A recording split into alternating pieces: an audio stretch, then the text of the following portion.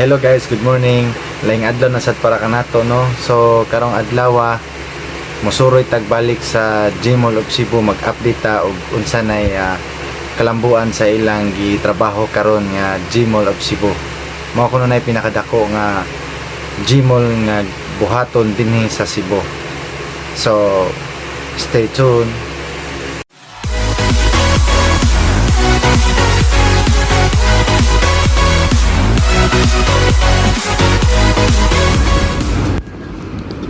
So hello everyone. So natakaron ibalik ta karon diri sa Gmall no. So dako na kay kabaghan na sila gikalot nga parte sa lugar kapadrasan sa mga building nga gitukod sa Gmall. So ingon sila extension daw ni, so pag mahuman totally ang building na extension nga gibuhat. So ilagay na padakan, so probably mo siguro na yung pinakadako ng Gmall nga gibuhat pa sa pagkaroon din sa Pilipinas. So mao to guys no, ito na sila yung pagabuhaton nga extension din sa mall, even though wala pa dyan siya totally kay mahuman, but na ako'y balita sa mga shop gi-prepara na nila para karong August kay mag-open na daw kini nga mao nga mall. Actually nanay mga display dito sa baba, rather sa taas di ay giandan na nila daan ang mga pambaligya nga items. So nakita niyo no, nindot na kay siya, fully furnished na siya. Ang uban nga sites sa maong area. So kuya lang kayo no, kay bawal di kayo ang cellphone moong ni sayo kog ari diri para maka-update kog bagong video nga ma-upload na ko sa akong YouTube channel. So nakita niyo no, perting pagkanindot sa design sa maong mall. So musakata ipakita nato sa inyo ang ubang area sa maong mall. So preparation na ni sa opening karong August kini nga area diri og sa sunod nga area sa taas. So naana ni mga i-display, di lang nato mabidyohan tungod kay bawal jud ang cellphone dito na ay nagbantay. So karon kay ni sayo man ko wala pa kayo siya bantay din eh. So kita ta dito sa second floor. So stay tuned. So muna nino ang second floor, naka-cordon na siya kay gi-prepare na gid siya sa karong August nga pagabuhatong opening. So naka-cordon na siya, naka-cushion na, nanay mga blockings ang mga escalator. Andar na siya, i-prepare na nila para sa opening karong August. So nakita ninyo noon, hindot na kayo siya. Mura lang kong gikuyawan sa buhat na ito nga video kay actually bawal yung kayo siya.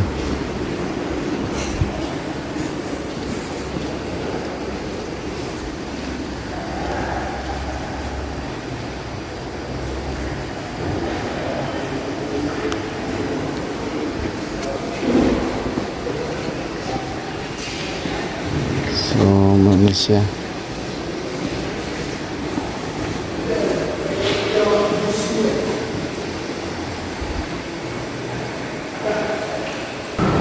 so muna ni siya karon guys ang sistema sa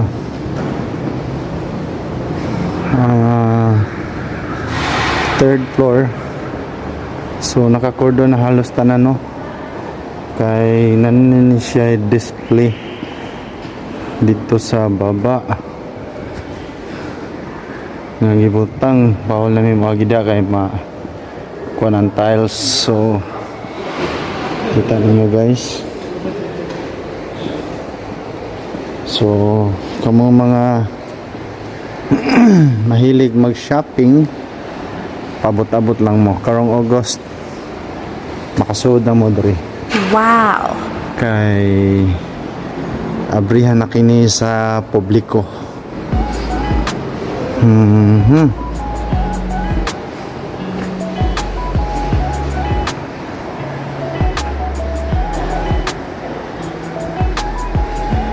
So musaka ta sa 4th floor. Mao na siya ang 4th floor. So musaka ta.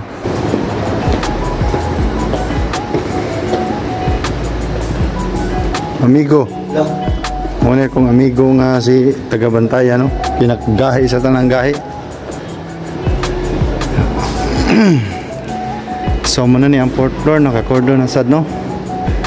Murag ilan na gining gi-preparar gyud halos tanan, even though tako pag kuwang ning 4th floor, pero na portion nga di na nila pasudlan. Just maybe di-prepare na nila para sa mga maabot nilang ipang display. What's up, amigo? Una akong amigo ng electrician din sa Gmall, si Mr. Kulot. Kulot lang malakas. So muna ni siya, no, ang 4th floor naka-cordon na sad, na portion nga gi-cordon. So maybe na sila ipambutang diri nga mga estante para displayhan sa mga occupants sa maabot. While siguro mag-function ni diri, nagyapoy mga construction workers nga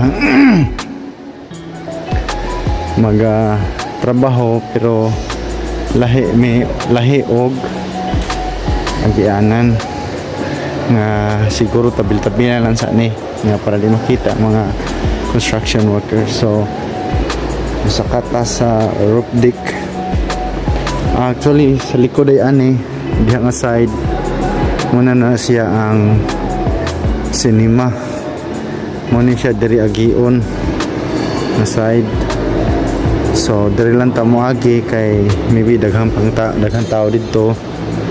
So diri ta sa taas, dila nato pati ang video ni Saka para makita ninyo, no? So nakita ninyo na na railings ang stairs.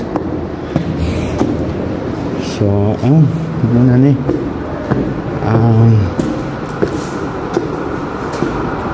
roof deck. Grabe dako nga mall mapakita jud kay Sano nga Gmall nga on first kami nga Gmall din sa Sugbo, pero takot jud kay siya kuwang diri sa taas. Pero mag-opening na sila karong August daw, kaya naman sila yung mga preparasyon dito. So muna itong gipicturan nga design or signature logo sa Gmall dito gikan sa ubos. Naka-cordon na. So stay tuned into my channel, ha, kay napanisumpay nga video. So guys, diyan na ta sa roof deck sa pikas ni nga bahin, no, na gamay nga atrium. Kita ninyo, gwapo kayo. Gamay lang jud kuwa nga mabaklaso na nilang mga scaffolding, mga scaffold. So natakaron sa pinakataas, kitawag nila roof deck. Paingon ta sa atrium side nga bahin sa Panggaysano. Kanang nakita na to nga dako kayong atop sa babaw sa katong isa ka vlogger nga si Buano 123. Muni siya nga muni ang sulod sa kanang atop nga makita niglupad sa iyang drone. So muni ang sulod niya dinhi na side. So last time nagkuha og video, di pa ni siya inani. So ato lang day ako lang ipakita sa inyo kung amigo nga Maayo kay Musayo og what's me nini. What's up? Guys, guys. Shout out Shout out, guys. Jerome Pipito from Dan Bantayan. What's up yo? Thank you. So, ana naglaglaag ra sad na sa diri no kay kuan, so nakita ninyo mo ni ang among gitrabaho. Na portion din ni sa gisano kining atrium. Kami tanan ga trabaho ani. Trusses gikan sa parlance, gikan sa catwalk. Kami nag-ugmad ani tanan pagpabarog aning haligay diri sa atrium. Last na kong video diri wala pa ni atop dinhi. So mo ni ang naong sa ubos. Nagpabarog sila ng mga scaffold kay para magtaod sila ceiling sa among trabaho para di na makita ang catwalk. So namo na ni sa roof deck nga side. So mugawas ta sa atrium side para makita ninyo ang gawas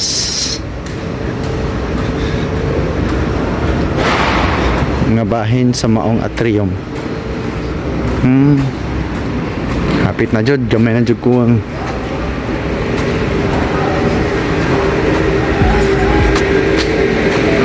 tagdugay kay ko maka-upload og video bahin ani nga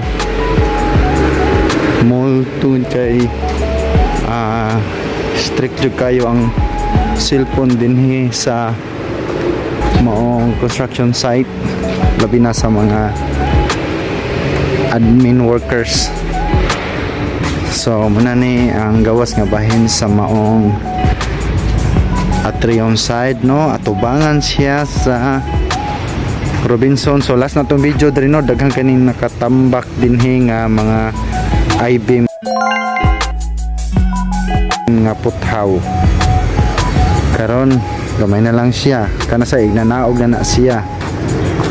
And dinhi nga side, kita ninyo di na siya kalat kaayo, nanay mga chiller, dagko kay nga chiller, ang mga white nga nagpared, o nado sila ginabuhat nga bangag kay extensionan daw ni. So makaingon na jud ta nga mo gini pinakadako nga Gmall nga gibuhat sa pagkakaroon dinhi sa Pilipinas, kay dako na gani siya daang wa pa mahuman, i-extensionan pa nila. So magsurat ta Queen City no,